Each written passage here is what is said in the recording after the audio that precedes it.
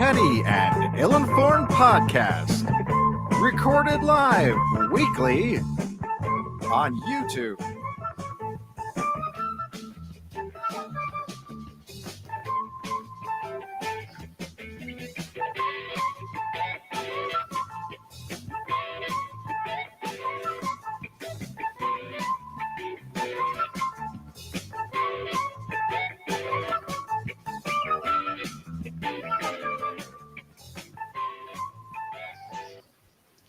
Brilliant. You know, I've got SoundPad working. I just like to Kevin to play it because he enjoys it. It makes me feel like I'm doing something. Something useful, bringing it to the table. Yeah, well, you know, there's not much I can do to feel useful anymore. So that's always a good one. I feel like a Northern Irish guy in the United Kingdom. Not too useful. Oh, I'm not going to go there. You're a valued member of the team. Oh, are we? Yeah. I always said to my son, unless there's a war going on, they don't care because we're good at fighting. You're basically the Puerto Rico of England. Well, that's what I'm saying. I mean, unless we start going into World War III, I don't think we got to worry about not getting chucked out eventually. But anyway. Pretty sure World War III's on the horizon. A lot of people have got bets on it. Yeah, well, you know, you never know. But I mean, it's not like the old days. It's not like the good old days. The good old days when you could have 2 world wars within 50 years. Yeah. You know, the good old days. The good old days, Richard, when you had polio and world wars. Ah, polio. That was when it was good. When it was good to be British. Working down the mines, dying of black lung. You know, sold my soul to the company store. And the good old days. We should go back to that. I watched an interesting historical, speaking of the good old days, documentary. Did you know smallpox vaccinations saved America? Oh, I would totally believe it. Yeah. I didn't know that. Yeah. Apparently, General Washington's insistence that his army be vaccinated for smallpox made them immune and was able to fight off the British. Right. Fine. It was a big thing, and it was the first federal mandate of inoculations because, of course, there weren't anybody else that worked for the United States except federal troops, and so since he mandated the fact that all soldiers had to be inoculated against the smallpox, it actually worked out to the benefit of the United States because Britain did not force people to be inoculated, and so soldiers at least, and so at that point in time they were sick, and at the Battle of Yorktown, the General Cornwallis actually took. I mean, a lot of times people don't know this. A lot of free slaves had come to the aid of the British Army because the British Army had said, "We will give you your freedom if you fight for us." After the Revolutionary War, it wasn't because of their honest opinion about slavery. I mean, you know, they were still terrible as far as that goes, but they basically had said, if you fight for us, we will go ahead and get you out of slavery and go from there. A lot of people actually then emigrated to Canada and back to Africa itself in British colonies. And most people don't know that, but they did take smallpox infected people and push them towards the American lines in an effort to try to use there's no evidence that happened. It's all murky. What do you mean there's no evidence of that? There's no evidence that it happened. Simon Scammer says it did. Oh, well, Simon Scanner. Or whatever, Shama. You know, that guy on the TV. Well, there's no evidence. All right. Well, there's a book called Rough Crossings that he wrote, and he clearly says that that's what happened. But the part about the fighting for the British and getting your chunk of land is true. Mm-hmm. That is true. But that was both sides. I mean, there was that law case recently with bounty because that dude inherited a bunch of bounty land grabs Yeah. signed by one of the signers of the Declaration of Independence, which entitled him to a slice of Virginia. Right. Well, why not? You know, If you fight don't, for our country, we'll give you a piece of it. if you don't know if you're going to win, just promise the moon. You know, Exactly. why not? I'll give you all of French. We would have given you America, but we lost, so you get nothing. Yeah. Well, you get hung. Yeah. You get hanged, I guess. We'll say Yeah. hanged. But anyway, yeah, but that, it's an interesting thing. I mean, this is General Washington was not doing that great. We don't give the old French that much credit.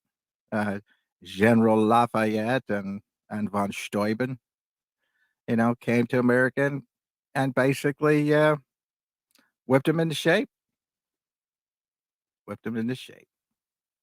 Well, I wouldn't be proud of relying on the French for help either. To be fair, I'd remove that from history. Well, if you look at it from that standpoint, it bankrupted the French. So the American War really guaranteed a couple of things. One is it bankrupted the French, which then caused the French Revolution. And it worked out great for the British, really. I mean, the British didn't come out too bad from the Revolutionary War. They went right back to trading with them right after the war. And really, really, it saved them a lot of money because you weren't paying money into trying to protect these folks who didn't want to pay taxes to do it anyway. So what's the downside? I had read, that the War of Independence was largely political and England didn't want America anymore because it was too expensive. But I'd always assumed that was just sour grapes because we lost. Well, yeah, no, but from an economic standpoint, didn't hurt the British economy one jot. If anything, you could say it actually added to it. And so, and like I said, took away all the French money that was paying for wars, and so double win. Anything to stick it to those garlic munching surrender monkeys. Well, that's what I'm saying. It's like the whole Germans lost the war. The Germans lost the Second World War. Maybe. Not if you look at the economic superpower that is Germany. You can't make that argument. That's very true, but I will die on that hill that we didn't win World War II. Hitler lost it. Right. But financially they didn't. You know what I mean? They recovered and they became a global superpower. I'm not going to deny that. I'm just going to say that, that Hitler threw World War II because, he had it won. He had it sewn up. Yeah. And he went mental. A lot of these things are obviously we don't think of things in more than a binary way, right? Wars are meant to be win or lost. Arguably, you could say no person who's in the lower socioeconomic class of any country ever wins a war. It's always rich folks who come out somehow smelling like roses. Oh, that's very clever. God, we're going to into some deep topics this week, already. Yeah, but I mean, the topic that we're talking about today is about World War One. Yeah. And, you can basically make the argument that... Is it? I thought it happened after World War One. No, it was during World War One. Did World War One end? It was 1917, wasn't it? No, World War One didn't end until October... Yeah, no, November the 11th, 1918 was the armistice. Mm. That was the 11th hour, 11th day of the 11th month. That was the armistice day on 1918. Though it didn't officially end until 1919. I know that it started when a duke shot an ostrich or something. Right. Exactly. Yes. Yeah. So some Serbian loudmouth just decided he was going to go take it off, and that was that. I mean, honestly, if you watch the whole history of that that debacle, they basically boned that up. The guy got lucky in the end. You know what I mean? And Hmm. Archduke Ferdinand was stubborn and wouldn't listen to anybody. So, I mean, he'd already had, by the time he was shot, there was already somebody who had literally stepped out in the street, tried to shoot him and missed, and another person who had thrown a bomb in the car who fell out and had injured the person behind him in the neighboring car, and yet they went to a museum, looked at it, came out, drove the same route that they were going to drive, and then the guy got shot. I mean, you were asking for it. You know what I mean? Look at what you were wearing. Well, I mean, but that's what I'm saying. I mean, if at that point in time you don't get the hint that there's something maybe afoot, that you might want to just you know get the f out of Hmm. town, or what? That's just not the way they handled it. But we are talking about here people who and there was scenes where even whenever they went to a church service. That's what it was. They went to a church service. The guy had already been shot at, and the mayor of wherever it was, Sarajevo, was saying, "Oh yeah, we love you. All Yeah. these look at all these people that are happy to see you." And apparently, he was quiet, and his wife was overwrought. But keep on going, keep on trucking. Never let them see you sweat, brother. Yeah. I mean, or don't present a target for people to shoot you, especially if you know people are trying to shoot you. Yeah, exactly. But this is the time where, I mean, these folks really literally. I mean, it's an interesting thing about the Habsburgs. You know, you're not talking about a very diverse genetic pool. Hmm. I think half these people were nuts to begin with. That's fair. Yeah. No, I'm not going to disagree with that. There was a lot of inbreeding going on. Yeah. So I mean, it's always a case of Evening, monarch. Rod. Yeah, a lot of monarchies. Not exactly your breeding stock. It's amazing. Uh, You know, Definitely want to be introducing fresh genetic material. That's why, when Harry married Meghan, I was surprised at the public outcry. I was like, oh, come on. If ever a family needed some fresh genetic material, it's a royal family. All right, right. absolutely. So sometimes you wonder. Well, I mean, but then a lot of times people think that there's not been royal dynasties. You know what I mean? Hmm. Whereas, obviously, uh, the Windsor part of it only comes in after 1919. They changed their name to the Windsors at 1919. Before that, they were known as the Royal Saxe-Coburg family, and Wyshell Brown.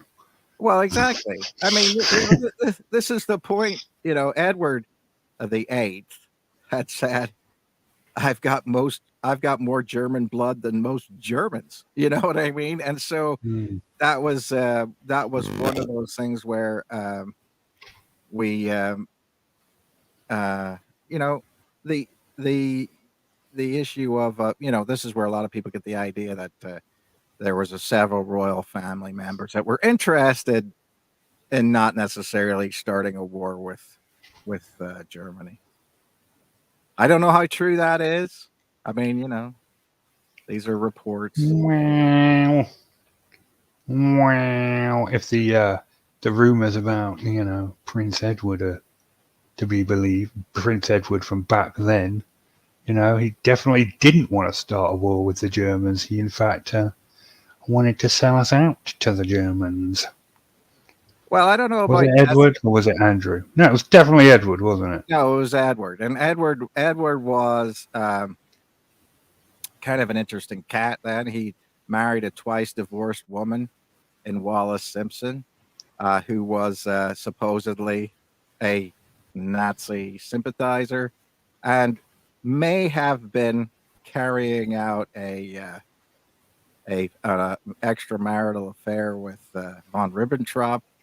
At the same time, he was courting the king, and so there obviously he went to France afterwards, but he took up a position that was before the war, somewhat, uh, just a job to get him out of get him out, say get out, go do something else. And but one of the jobs that he took up was a sort of a review of French defensive structures at the That's a bit of an Maginot. oxymoron, isn't it? Yeah, well, at the Maginot Line, and people say that that if you do a sort of how people use computers to war game things out, Hmm. that basically the attack of the Germans was so perfect that it's very, very rare that they would come up with that necessarily on their own without somebody giving them a little bit of a scoop. Mm. There's spies everywhere, so that doesn't necessarily mean the guy sold out Britain. I mean, that's what you're going to go with, right? But usually spies are just some, you know, average looking Joe who's can get away with all kinds of stuff. You know, Yeah, they're there was not that. James. They're not James Bond. Definitely not. James Bond is too good looking. You need an average looking, sort of balding, fat guy, and those are your best. Those are your best spies because no, Mm. they're not noticeable. No, you want someone indescript, Yes. nondescript. Nondescript. A nondescript person who just goes around, does his stuff, and nobody puts on any sort of importance to. Those are your best. Those are your best guys. Average Joe. Hitler should never have done a lot of things so far. Invading Russia, allied with the Japanese, the whole, Holocaust thing was a bit not cool. Well, Yeah, it was. yeah. That's the understatement of the millennium. I don't know. Not My defense mechanism is dark humor. I just don't know how to deal with the Holocaust. It was just so bloody wrong. I don't know what the right, hell he was thinking. right, Anyone was thinking, and not just him. The people that went along with that are just as bad, worse even, right. because they tried the whole Nuremberg. Oh, we were just following orders. Oh, I'm sorry. What if he ordered you to pull a gun to your head and pull the trigger? Would you follow that? I don't think so. Somehow. Right. Well, I mean, but the thing that's interesting about it is there's an interesting report about um, people who are uh, volunteers in certain things. You know, you know. Obviously, they say that the more volunteers there are for certain units and things like that, the higher likelihood of psychopathic behavior that they have, or or sociopathic behavior. And since a lot of these groups were SS units, where you basically had to volunteer to be into it, the type of sociopathic or psychopathic behaviors that go into it is one of the things. The other thing that I'll say too is, according to a lot of um, documentation, that a lot of these Germans were hepped up on a drug called Pervitin, which is basically methamphetamine. And so one of the things that happens whenever you take methamphetamine regularly is, of course, you can do a lot of different things. You don't feel like you need any sleep. You don't drop off anything else, but you also lose any sort of sympathy or empathy at all. And so they these people a lot of times were huge meth addicts. They were given it by the army, then or you could buy it at the shops or whatever. And so yeah, the we don't really realize how messed up on methamphetamines a lot of the German people were at that time. And so they basically became psychopathic in nature. Does that excuse it? No, because that's one of those things you don't know. But you know, I don't know how true that is. I'm not a, thank goodness, a drug addict. But if that's the case, I mean, if that's the case and you just don't feel anything because you're numb about it, you don't care, that makes you into the perfect killing machine. Hmm. And that's one of those things where we don't necessarily talk about that. You know what I mean? But No. it does to me sort of give an idea of, because a lot of times you'll look at it and you'll say, man, this doesn't make any sense the way people were acting, And, you'd say, how is it that people become so different from what I imagine we are?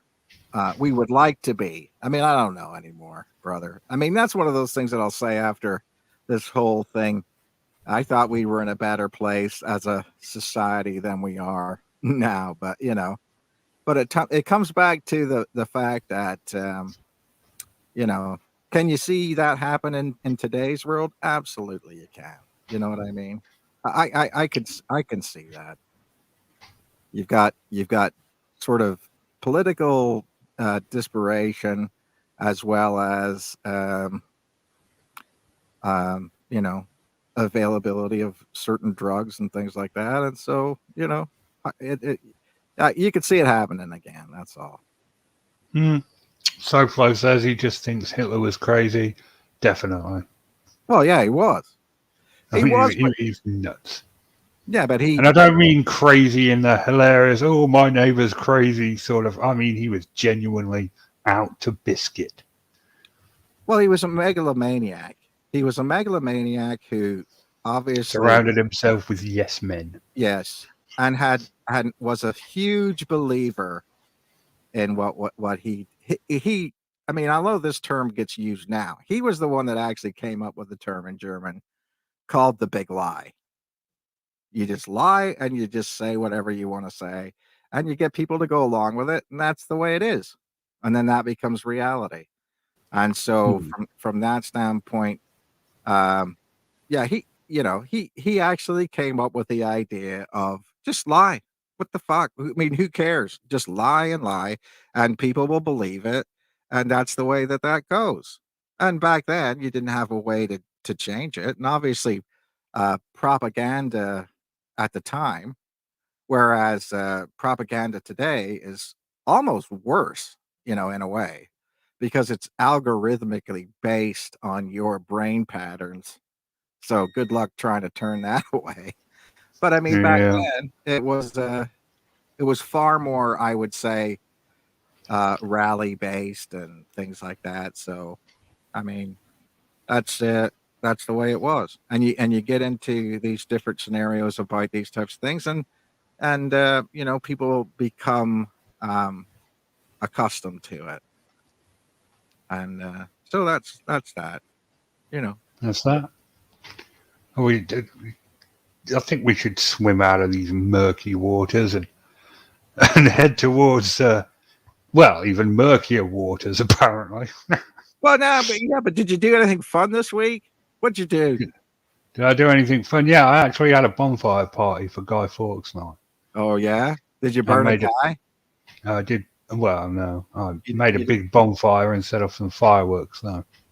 that is totally sectarian, anti-Catholic bullshit. Wow. I mean, I've never really seen the point in celebrating Guy Fawkes Night because the dude failed. So why should we celebrate Oh that? no! It was the thing that you're supposedly celebrating is the fact that he failed. You know, No. yeah. Is It's that interesting to think how different history might have been had he succeeded, though. well? I mean, the idea of them getting away with it. Uh, I don't think it would have. I don't think it would have mattered. But I think um, obviously this is the end run of the whole thing where I think King James tried to um, tie it all together. He had promised whenever he had come down from Scotland that he was going to be um, sort of kind to the Catholics. Obviously, his mother was a Catholic, Queen Mary, Queen of Scots.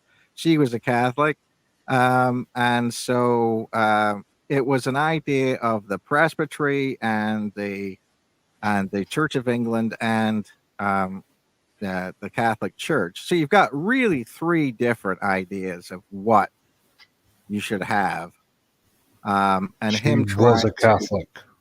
yeah, she was a Yeah, Catholic, yeah, yeah, Queen yeah. of, Before she accidentally cut her own head off right, yeah. while shaving. It wasn't it, but it was an interesting story about her and the fact that obviously King James was totally paranoid about being blown up. His father was blown up, and didn't die. So then he was strangled to death. He was attempted to be blown up. So this was these gunpowder plots were deep in his imagination. Then Mary Queen of Scots was in trouble for being part of the plan to blow up her husband. Then tried to escape with another cat who she married him to, and yeah, it was just one of those things where yeah, she It's lived a just one of those things. well, was it? She just led. Tried to blow a couple of people off, married a couple of Well, people, and it's just one of them. we don't know whether she actually did it or not. There's very little evidence of it, but I imagine that the thing about it is as with anything, she tried to get out of um, Scotland and was going to England to plead, uh, you know, um, for clemency, basically saying I'm a deposed queen. Can I live here, or Mm, can I get back to to France or whatever? But there's various families that tried to help her, and she was arrested and stuck in. And the thing that's funny is she was in prison the vast majority of her life. Over half of her life, she was in not prison. I mean, I would say, but she was held captive for more than half of her life, hmm. and so it's not a great story, sort of a sad thing, Yes, but we it's miss Nikki as well. Unfortunately, she does suffer from a chronic genetic condition called Ehlers-Danlos syndrome, and she is prone to extreme bouts of extreme pain, especially with the weather changing, and that's why she's not here tonight. yes. So it is. Ehlers-Danlos, yes. So Ehlers- yeah, yeah. I feel sorry for Nikki. I hope she's feeling better. But I do know how it's like. But because my wife suffers from something very similar to it, and when things change, especially the seasons change like this, yeah, it's not good times. It's not good hmm. times for anybody. So I really do feel for her.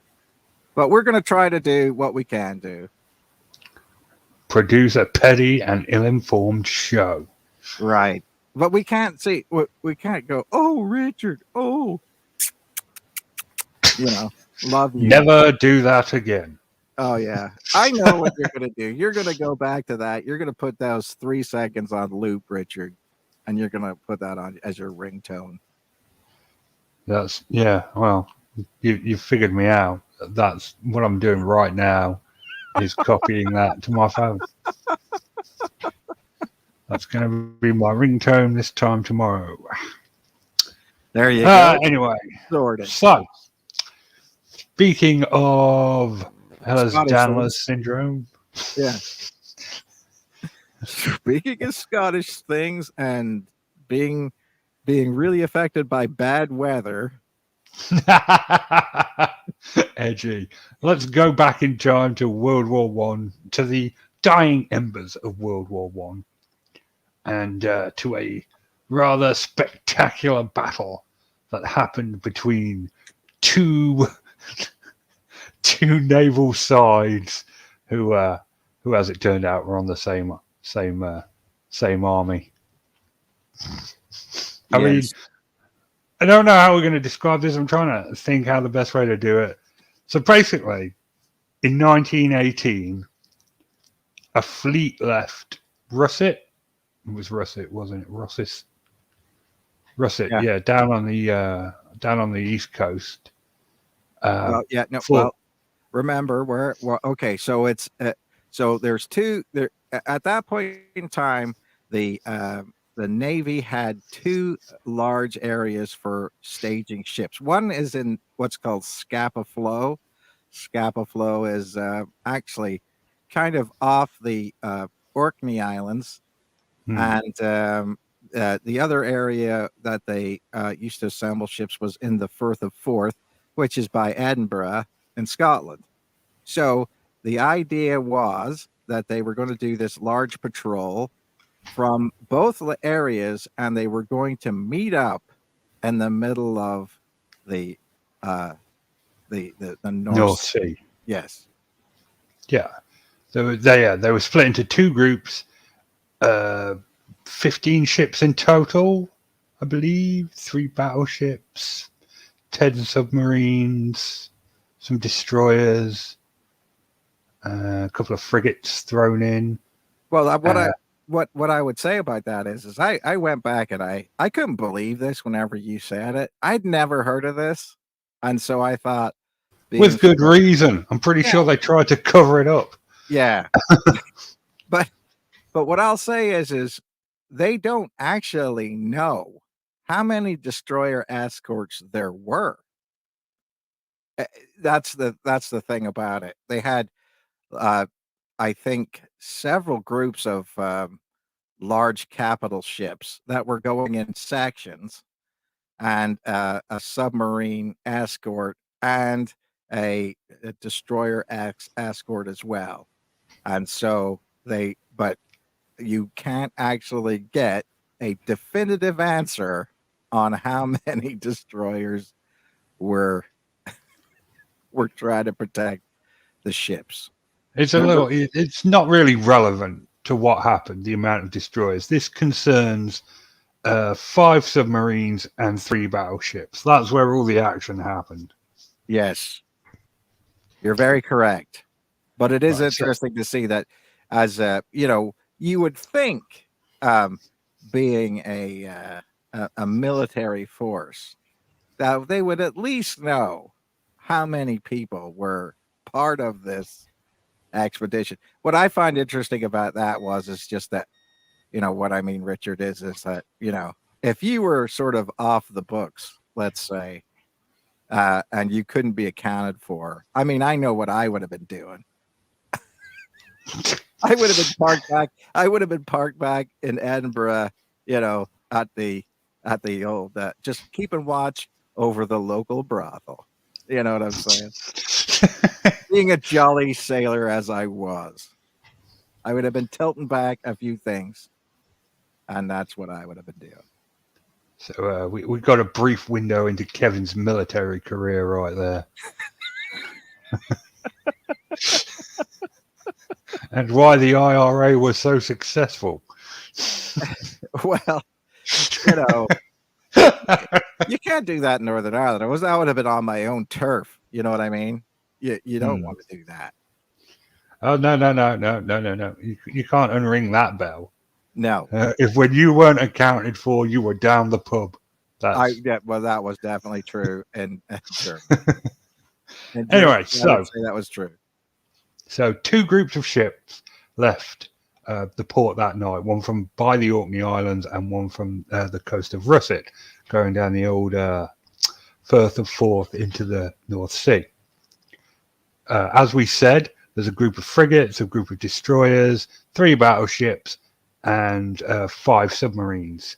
The K-Class Submarines, which, I watched a documentary, Kevin watched the same one, and there was a lot of interesting backstory about the K-Class Submarines that I didn't know, which brought light to the fact that while we British people have done many technological achievements, apparently we suck at making submarines. Absolutely. It's not our forte. It was a terrible, terrible thing. But what was interesting is, this is a quick thing, but interestingly enough, that the first design of a submarine that the British Navy bought was from an American engineer who was a devout, and I'll say it because this is a technical political term, Fenian, and so he had developed the submarine as a way to, actually he wanted to make submarines to sink Canadian ships while the Irish Brotherhood invaded Canada after the Civil War. And that was the first thing. And so that was one of the reasons why Britain had done such a crappy job of developing submarines, because they were sort of buying things off the shelf, if you want to believe it. You know what I mean? Like, they had developed a lot of dreadnoughts and hull steel hull ships and everything like that, but with the submarine they were sort of buying that off the shelf and just sticking it together. Just sticking Meccano submarine. Exactly. And so they had developed this idea that the best way to avoid, and of course on the other side of Scotland, there had been several American troop ships coming down between by your patch, Richard, coming down between Northern Ireland and Ayrshire, that had been sunk on the way to Liverpool by these rogue U-boats, and so they didn't know quite how to protect those areas, especially whenever it looked like you could. I mean, obviously on a clear day you can see between Scotland and Northern Ireland, so you're looking at an area that if you had a nice set of binoculars, you'd say, Zelda's a good target, let's shoot it, and you could get over there and just wreak havoc. Didn't realize we were fighting the Dutch, but yeah. Yeah, I'm sorry, smoking a pancake. But yeah, we were terrible at designing submarines, apparently, which I did not know, and which led to the creation of these monstrosities, which were the K-Class submarine. Apparently, in the entire history of these class of submarines, they were only successfully used in combat one time. They hit a German U-boat with a torpedo, but the torpedo didn't detonate, and that was their one contribution.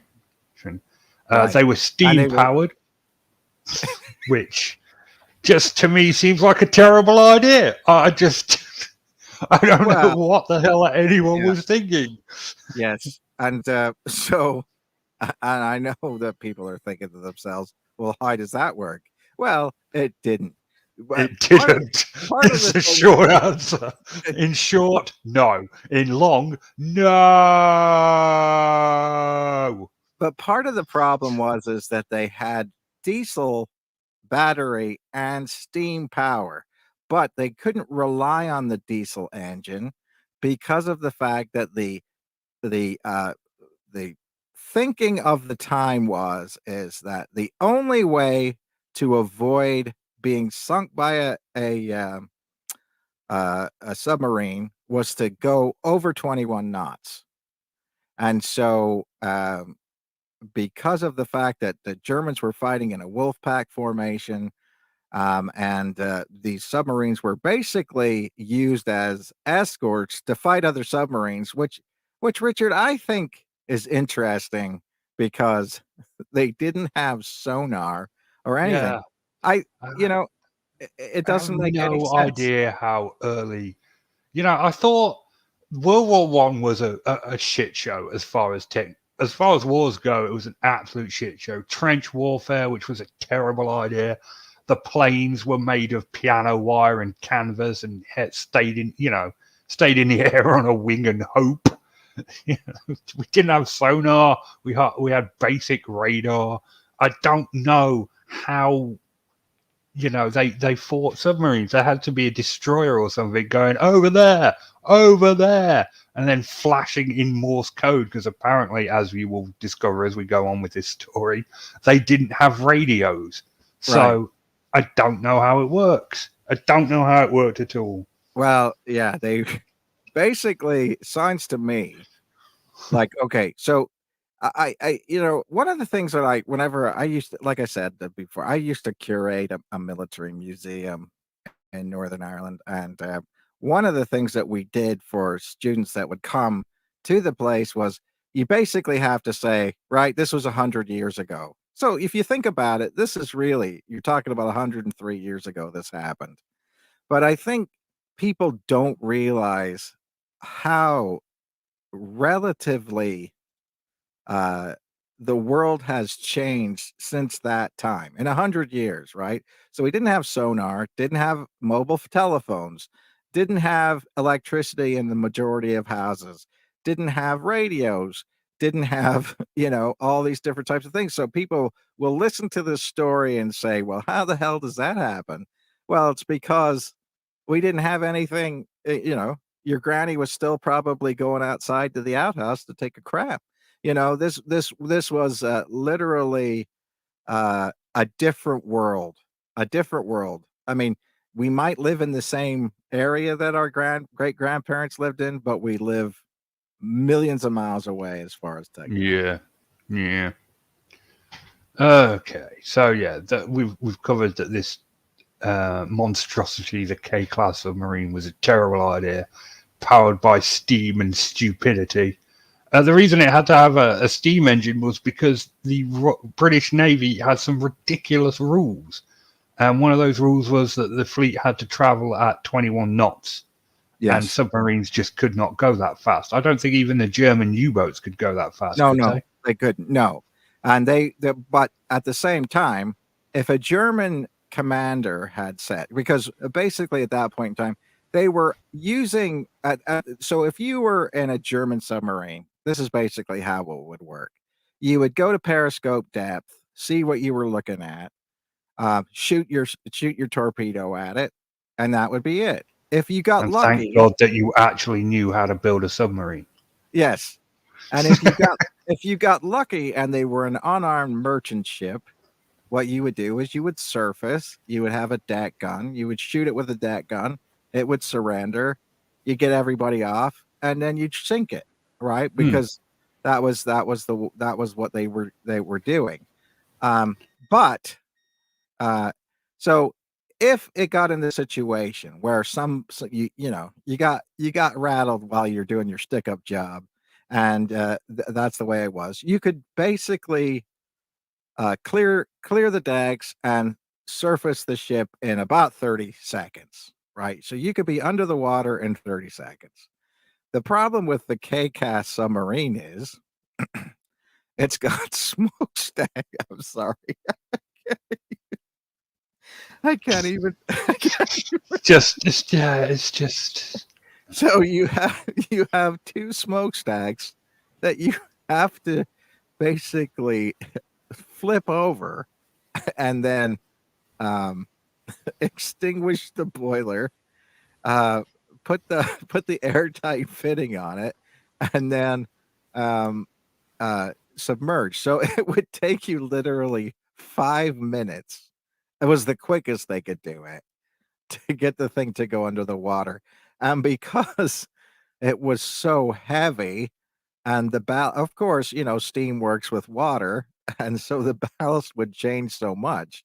It actually got so front heavy from changing the ballasting that a lot of these things would actually take a digger into the thing. So in other words, it would sink so fast, nose down, that it would actually get stuck. It would And that actually, was like, yeah, it would actually get stuck on the ground on the seafloor. and that's actually the least useless thing about it. I mean, that was, just one of many design faults. You've heard the expression "a screen door on a submarine." Well, this design would have benefited from that. Right. That would have been a step forward. Yes. That would have been a plus. That would have been a plus. A selling feature. Yeah. So anyway, nobody wanted to be on a K-Class submarine. It was like, no. if you were put in a K-Class submarine, first of all, you were not probably doing anything you wanted to do. It would have been almost better to be anywhere else than there. But yeah. Yeah. So we've got these terrible submarines, and they're traveling in a straight line behind. What was it? Was it one of the destroyers, or was it a frigate? Well, like I said, I think that there was 9 capital ships, and so when they were leaving the area, obviously, how they would do it is that they would have 3 ships, 3 groups of 3, usually 3 large ships with the submarine escort and the destroyer escort. So it would be so at usually like 15-minute intervals. So in order to sort of get into line from the harbor, they would have these group of ships leave, and then another group of ships leave after that, Right. and then another ship's troop. So I think there was 3 groups of 3 capital ships with escorting submarines and unknown destroyers. Yeah. But you had 5 submarines. It was 5 submarines traveling in a straight line. They had navigational lights in front and behind them, and they were following a frigate that was leading them. Right. And then, not the first one, but the second one in line had a rudder malfunction. They lost helm control, and they veered off to the left. And they went up. Right? I'm right so far. Yes. Yes. It's very complicated. This is so messed up that it's really complicated to figure out how terrible it was. So the second one, it veers off to the left, and then it just stops stationary while the crew desperately try to keep a hold of it. The third one is following the first one. The fourth one follows the third one. But the fifth one, that K-22 that they made a big deal of, that one heads straight for the one with the rudder malfunction and smashes into its front. Mm-hmm. Slices right into its front, killing two able seamen on the spot. Right. Well, so basically, as they were leaving the Firth of Forth, somebody had said that they had saw 2 mysterious ships in the fog off the coast of May Island. So if you look at the Firth of Forth, right at the opening of the large area, there was the Firth of Forth. Now, the other thing that you need to realize is that when ships, the old Navy edict back then was, because you didn't have radios and you didn't have anything else, so you had signal lights and that was about it. That you would always let the larger ship pass you on the starboard side, which is the right side, I believe. Or the right side. I mean, I'm no sailor, buddy. I don't know, but I'm assuming the. So let's just say the right side. So you would always let traffic pass you on the right if you were slower or if you were a larger thing.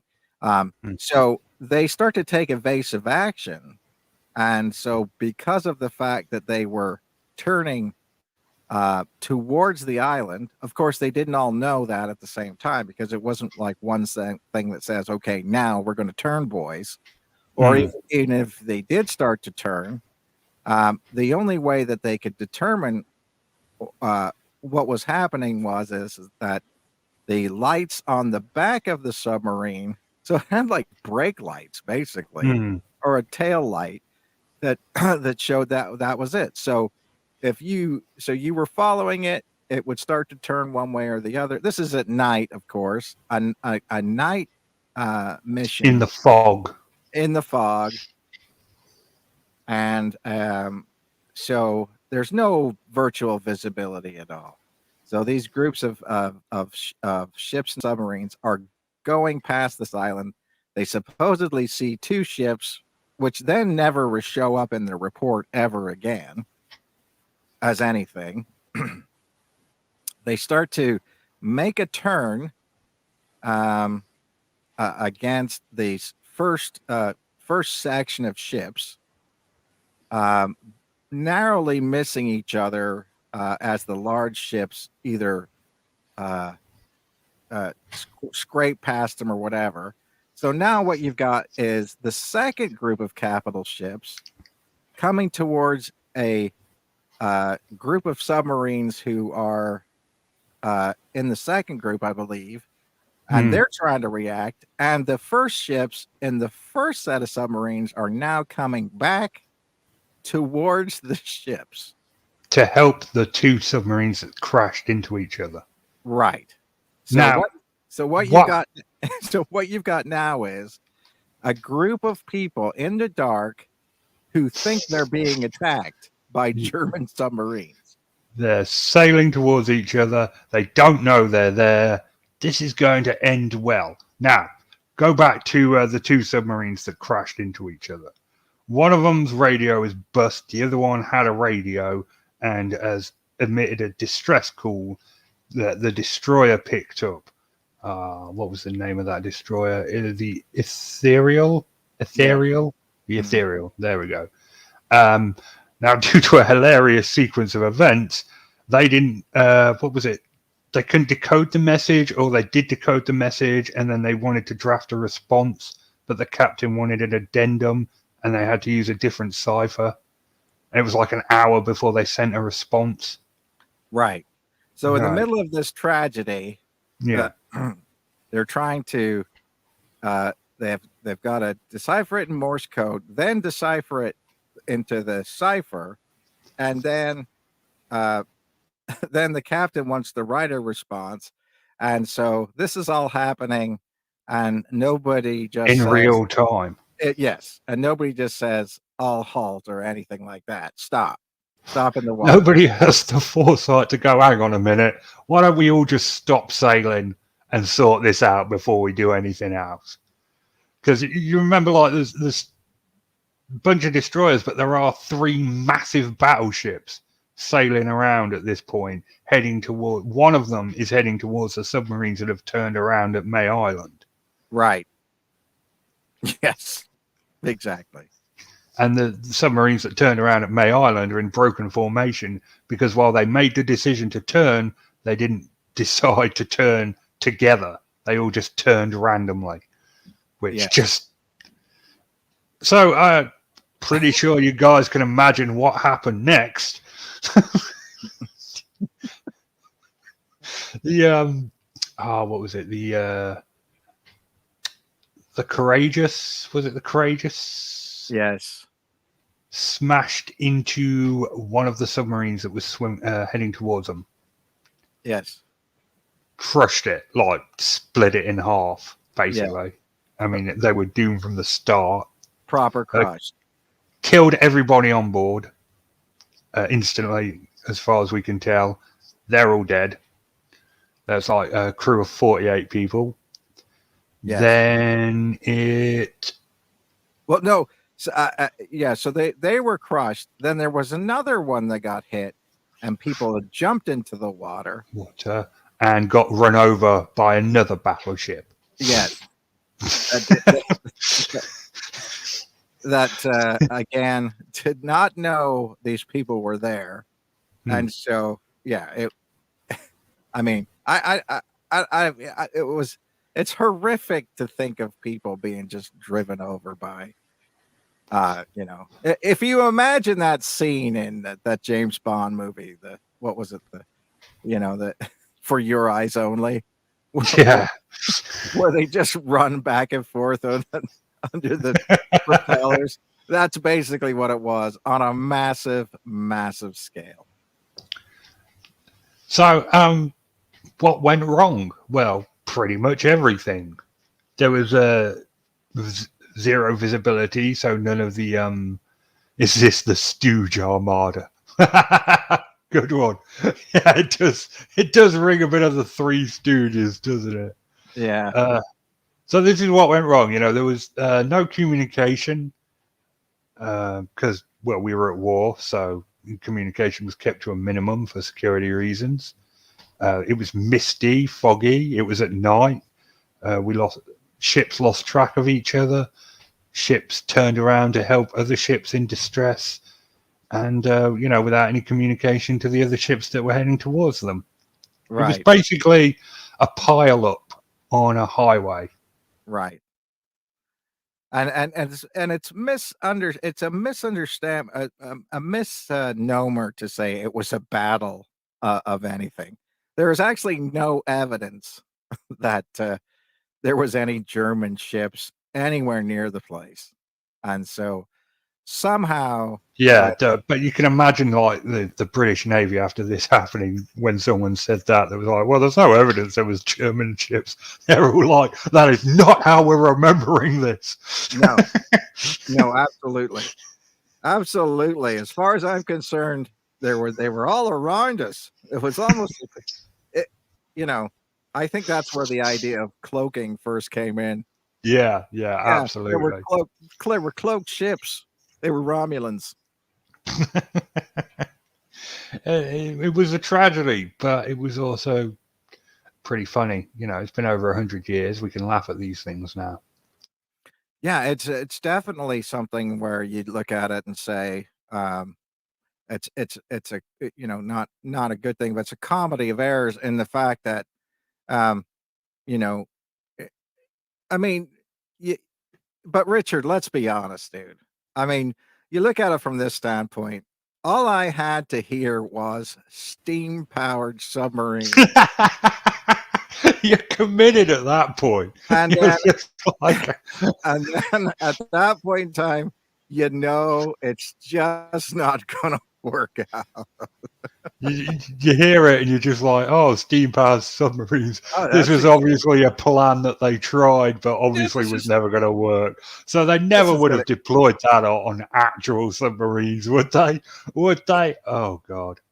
Yeah. Oh, God. Right. I mean, could you imagine? That it must have been like a sauna in there. Well, yeah. I mean, there's like I said, these folks were in a boiler room. I mean, I can't even say it. A boiler room, and with bobbing like a cork in the ocean, and obviously that what happens whenever you put down cold, wet seawater down a chimney into a boiler. It's not a good time. I mean, there's just so many things that could have gone wrong. And it's just not good. It's not a good idea. I mean, steam and submarines it's just no. Right. And so some of the areas that were some of the living areas were on top, like the place where you egg and things like that, were on top of the boiler. and the boiler was not necessarily um, the ballast tanks for the steam. No, it wasn't coal operated. It was oil steam power. It was powered by You oil. say that. You say that like it's supposed to be better. You know, Oh no, I mean the I'm fact just that there wasn't some dude in the heart of the submarine shoveling yeah, just coal into the yeah, boiler just shovel it, makes it shovel it better full. somehow. Yeah. Well, so but the tank was not necessarily uh, watertight for the fuel tank. So there was a lot of areas where like I mean this is even worse that the oil would come through the floor of the living area and people would fall. They would slip So this, and this is proper Three Stooges now, isn't it? yeah. Red So you alert! Battle stations! Run, run, slip. Ah! Fell on the damn oil again. I mean, come on. It's just an awful idea. I don't know who greenlit this. Here's a plan to settle for slower submarines. The Well, Germans had a I'm trying brilliant navy. I'm trying to think who the first Sea Lord was, and I think there was a General French in the army, but I think this was a Navy guy, and it sounds like French or something like that. That was the first Sea Lord, and basically, uh, I don't think they, I can't, I don't remember for sure who it is. Obviously, I have a propensity to, as with most people who have been in the services, you have a service that you pick and you go with, and as with our family on the British side has had an officer in every major war that the British Army's been in since 1600s or something. And so yeah, I mean, so it's for me, I know it's a tragedy, but I know that if a naval guy was listening to some story about how we screwed up, they'd be laughing too. I mean, but I just can't remember who was in charge of it. But I mean, this was just the idea of it was just so ridiculous, in the fact that it was. Well, when I I mean, was a lad, a wee lad, I was yeah, in the Sea Cadets, and I was treated to a brief sojourn on a submarine. Wasn't steam powered, but it got pretty hot on it. I'm not gonna lie. We went down the coast of Wales. What's that? That's the Channel, isn't it? Yeah, the Channel. We went down the old Irish Sea, right, and we were submerged for about an hour, and then we went back to port, and it got a little warm in there, and that yeah, was without steam power. right, Imagine how bloody hot it must have been with essentially a giant radiator running underneath the ship, and right. heat rises as well. Yes. Well, this is the thing. I mean, as much as people want to bitch about their working conditions and everything like that, Yeah, yeah. just think you're not on a steam powered submarine. Yeah, just take that with you. It could Yeah, always be worse. You yeah, could be on a steam-powered submarine. yeah. I think you're violating health and safety and OSHA regulations, mate. Definitely violating maritime law. I mean, Yes, yeah. So I mean, have I'm not. I remember that too. People say, where are you? I'm on my 15-minute break. These people are shooting at us. Yeah, but I'm on my break. I'll be back in 15. I'm I'll be having back in another look into yeah, Kevin's military career there. maybe that's what was happening. Maybe that's what was really that And was really remember, at the height of the Troubles is when Kevin was in the army. I just want yes. that written down. Yeah. Well, I mean, the way I look at it, is maybe the captain of the big battleship was having his tea I mean, we didn't actually look at it from the standpoint of what he might have actually been doing. I mean, it was night, and maybe he was having a very very fine filet mignon, and so he just decided that well, it'll wait. It'll keep. She'll be right.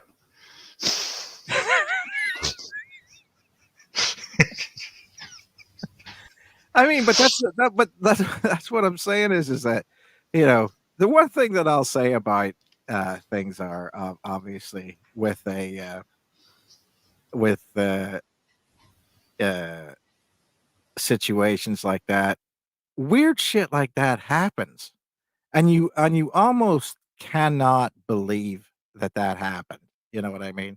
You're just Yeah. looking at it and you just say, this doesn't make any sense. It's true though, in the fact that truth is stranger than fiction.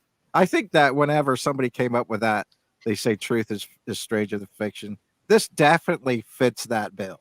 It's not You know, even the technically, the most technological cock up of World War One. I no, mean, no, there no, was the time on the Sudan when we deployed all those tanks and they got stuck. right. I mean, that was even worse than this. I mean, I get that tanks back there were basically the Flintstones of appeal. Like it was basically a tin can with your feet. But Oh no, yeah, no. I mean, technically, not even the biggest. Like I said, not even the biggest naval screw up. I think, mm, and the fact that like the Gallipoli Peninsula, whenever people were, the Australians and troops were there, the maps were so bad that they literally would get to the top of this hill and see a huge valley on the other side and say, "Wait, I can't get there," and so so you ended up digging into sides of cliffs and things like that. You couldn't advance. Uh, yeah, there was no way of getting anywhere, and still the idea of it was that the the Turks were so poorly organized at the time that we still almost made it. We still almost made it. And if it wasn't for Kemal Ataturk um, rallying the troops, we might have defeated the Turkish army there, and that would have been like a situation where that was terrible. But again, no food, no water. There was not there. Just not they're not the right kind of ammunition brought. Um, and yeah, it was a terrible, terrible, terrible organized thing from the Royal Navy trying to bring those in. Whose approach to landing on the beach literally was having a ship named the River Clyde and then just running it aground on the beach and then have people climb down a rope ladder. I mean, this was a huge ship, not just your trawler or whatever. Climbing down a rope ladder onto the beach while people are shooting at you with machine guns. There you go. a good time was not had by all. No, but those were Irish folks, so it's all right. I tell you what else is weird. 105 people died at the Battle of May Island, and all we talked about was how ludicrous steam-powered submarines were. Well, yeah, but I mean, it is a tragedy. Uh, but it's an interesting thing. I think it was Stalin who said, if you if you know if three people die, it's a tragedy, right? A million people die, it's a statistic. You know what I mean? Hmm. Some people almost lose the ability to comprehend things in such large numbers, and so it is one of those things where you um you get on a scale that's inconceivable to people. And so it is a tragedy. It is a tragedy because you've got 105 people that were dead. I think, but the other thing about it is, as you said, it was probably covered up for so long that the majority of the um, families were just told that these people probably died in a, at sea during a battle. You'd say, oh, well, Johnny died for. You'd say anything other than what actually happened. Right, They were attacked by mutant sentient sharks. They right, came on the ships with machine guns and then right, said, "Why have you got steam-powered submarines? That's fucking ridiculous," and swam away. right. But I mean, but whereas and this was the truth. This was the truth in the Navy back then. People in the Navy ships were assigned to a naval ship. They weren't all necessarily from the same area. Whereas the British Army had a regimental system that was sort of, and it still is in many cases, based on the area you were from. So, like literally, if they would have had 105 people from the Royal Irish Rifles Regiment, a certain battalion, die, Yeah.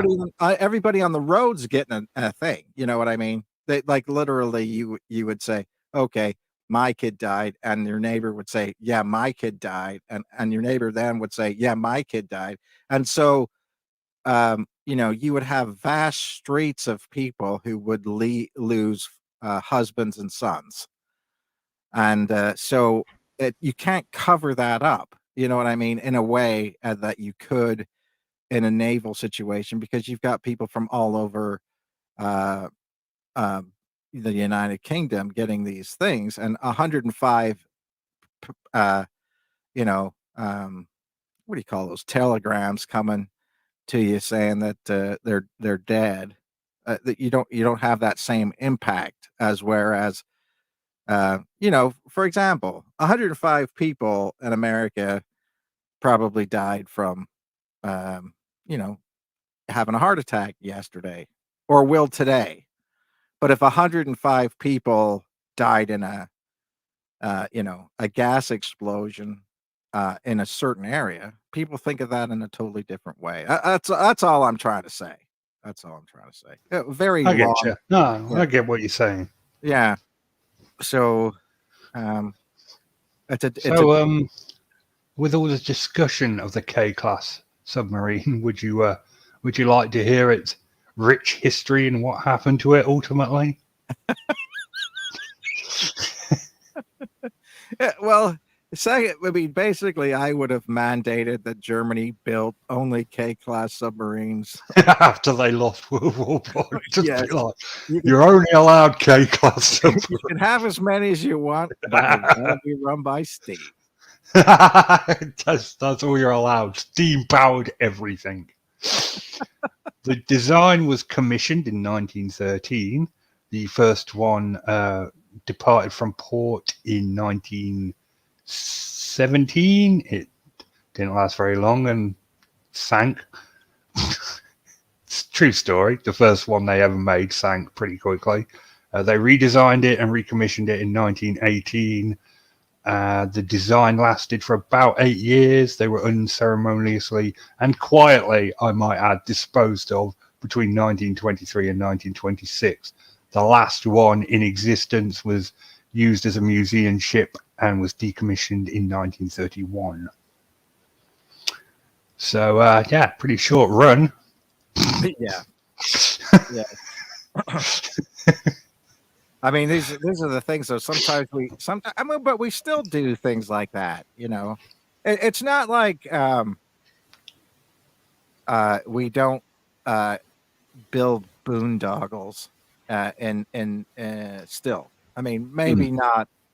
maybe not as much as but you know, like for example, I mean, I don't know that much about it, but because I was never in the United States military or anything like that, but they do have this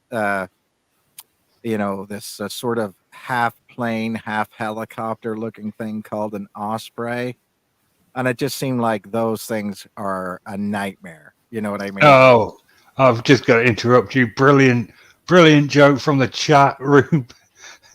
Clearly a troll says the K-Class ran out of steam. Yes. sorry, but that had to be said. No, but I think like sometimes these vehicles,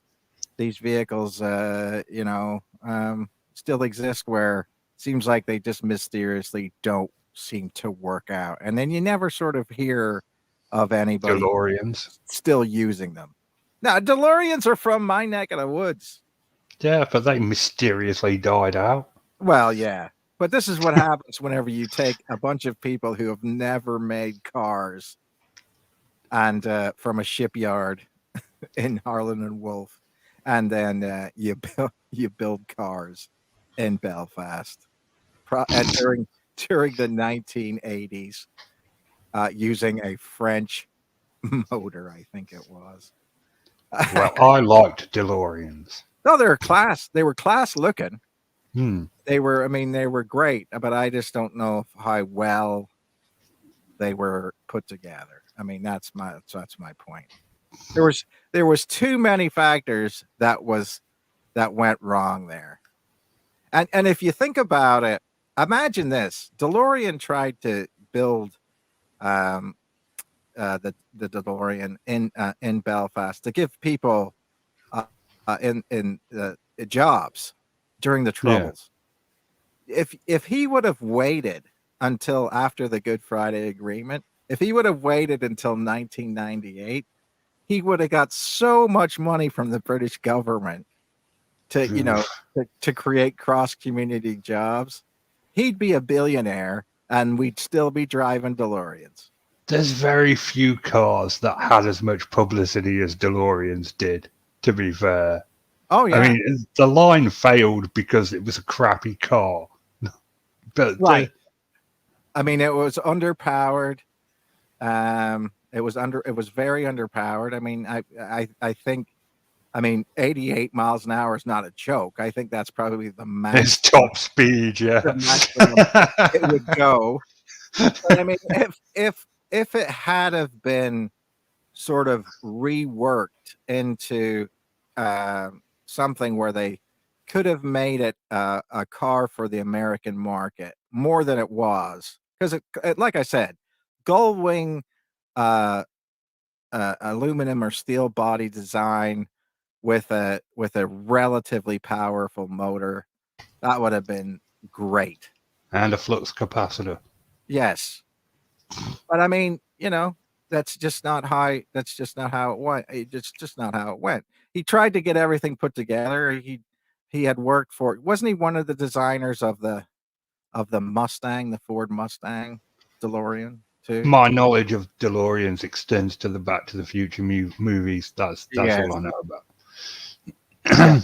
But that's the way it goes. You can still get one made for you. You know where he went wrong? He didn't make it steam powered. But wait a minute.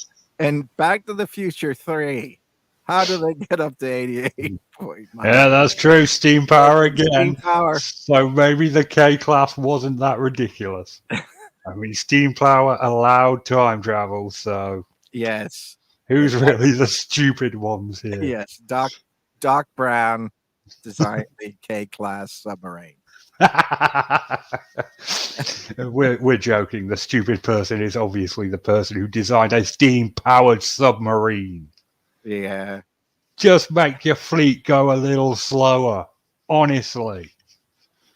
Yeah, but if you think about it, could you imagine coming home from work and you're all excited and you said, honey, I've been working on this submarine for forever. They bought my idea. They went for it, baby. Steam-powered submarines. We're living easy street. Like if he was like a born steam fanatic. Like everything in his house was steam powered. I think the only thing more ridiculous would have been a steam-powered air conditioner.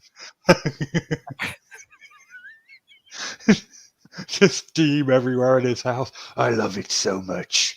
One day steam will power the world. But if you think about it, Richard, I mean, you know, British houses were. I mean, British houses were powered by steam. Heated by steam. Not Still to, are, mostly. yeah, some of them are. Yeah, I mean, and so that that's it. And so, I mean, as much as we like to think, um, I don't Yeah, know. but that kind of logic is kind of faulty. Just because something works for something else doesn't mean it's going to work in this thing. Like remote controls work with AA batteries. I'm not going to build a submarine that's powered by AA batteries. Although that dude probably tried. Yeah, solar powered submarine. Okay. I think we've ripped on that poor dude enough. Yeah. Oh, I'm notice that you can't ever look up and see who the guy is. who it was, yeah. Yeah, That's a name that's been forgotten by history. Didn't even become infamous. no, no. What do you want to talk about next week? Well, I don't know. I mean, where you want to go back to an idea of? Do you want to talk about conspiracies a wee bit or anything like that? I mean, we sort of talked about this off air, but should we talk about Nazi British royal family Nazi conspiracies? We already touched on that today. I Did mean, we? Was that before the program or during the program? that was I think that was before. that was during, wasn't it? No, I don't think so. Pretty sure we talked about the Windsors having a Nazi connection while we were on the show, because that's how we got to Hitler from World War One. Oh yeah, okay. All right. Well, then let's not do that then. I can't remember where. I can't remember what we. Yeah, we just talk too much. That's the problem. Well, Yeah, okay. We'll call a moratorium on Nazi conversations. We have talked about Nazis too much. yeah, You that's like how I say battery? battery. Battery. You see, yeah, you say battery and I say battery. And Battery. how do you say garage? Garage. Well, you see, you've been Americanized then. I'll say aluminum as well, because I lived in America, so I say trash instead of rubbish. But I So still whenever call it a loo. Yeah. So whenever you go into the thing and saying you got any aluminium foil, they look at you funny or what? Do they still think you have an American accent?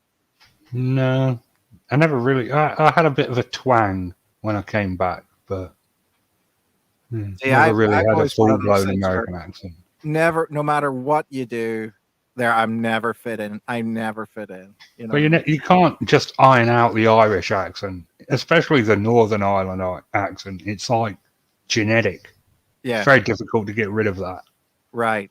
But I mean, you can try to, but then it still comes up, and it just is. It's just strange as far as that goes. But there was not been that much exciting stuff. Oh, have you watched Dune yet? Yeah, I did actually. It's a great movie. Was it so the new one's good? Yeah. All right. What? What? Huh?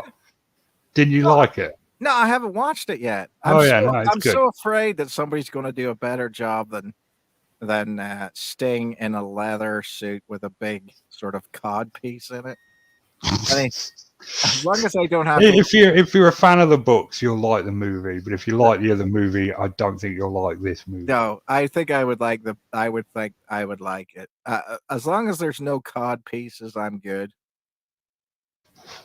Sting made that work. Oh, I know what we can talk about next week. Something you'll really like: the sex raft, The sex raft. the Akali raft experiment. All right, we'll talk about that then. I've already got an idea in my head about what that would be. Yeah, I'm just going to tell you right now, you're dead wrong, whatever you're imagining. But No, I'm imagining some dude going down to the local sort of sex super short shop, and then just like duct tape and blow up baddies together and seeing how far I can get. Was that it? No, that wasn't it at all. All right. Okay. Yeah. How would I describe it? Well, no, don't Okay, don't describe it yet. You don't ruin it. don't ruin it for you. Okay. No, because Nikki I'll- might be back next week, and we might need her to make some noises. Fair enough, sir. If That not- will wrap us up for this week. We will return next week, despite the hopes of many. It's good night from me, and it's good night from Kevin. All right. Cheery bye, everyone. Just